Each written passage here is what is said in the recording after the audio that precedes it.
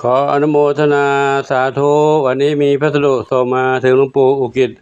อธิจิตโตพุทธสถานวัดโป่งชัยตำบลบ้านสาอำเภอเชียงหอมจังหวัดลำปางข้างนี้ติดสติกเกอร์เขียนไว้ว่าส่งมาจากคุณโยมเอมี่วอร์ดผู้รับตุลุงกิจบริจาคโดยคุณเอมี่วอร์ดสหรัฐอเมริกานะส่งมาถึงหลวงปู่อุกิจได้รับเรียบร้อยแล้วเป็นอาหารเหมียวแม็กซิม่าอาหารเหมียวแม็กซิม่า1 กระสอบขออนุโมทนาสาธุขอบุญกุศลทั้งหลายจงเป็นพระวปัจจัยนุนำค้ำชูให้อยู่ดีมีสุขปราศจากทุกโศกโรคภัยคิดสิ่งหนึ่งประการใดขอได้ทุกความมุ่งมั่นปรารถนาทุกประการเทินสัพพิติโยวิวัชชันตุสัพพะโลกโควินัสตุมาเตภวันตรายโยสุขีทีคายุโกภวะอภิวาทนาสิริสนิจังพุทธปัจจายโนจัตตารโอธรรมาวัฏันติอายุวโนสุขังพระลังสาธุสาธุสาธุ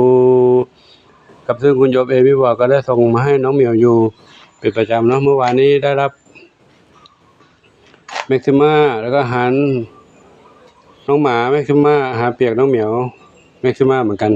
แล้ววันนี้มาอาหารน้องแมวอีก1 กระสอบเนาะก็ขออนุโมทนาสาธุอาจจะส่งสั่งพร้อมกันหรือว่ามาคนละรายการก็ได้เนาะขออนุโมทนาสาธุได้รับไปที่เรียบร้อยแล้วเนาะสาธุอายุวโนสุขังพระลังเจ้าคุณโยมเอมี่วอร์ดและน้องน้ำฝนพร้อมครอบครัวขอจงมีความสุขบุญใดๆที่คุณโยมปรารถนาขอจงสำเร็จสมปรารถนาทุกประการเถิด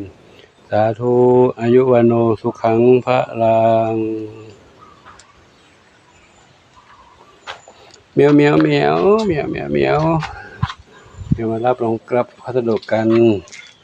ตอนนี้ก็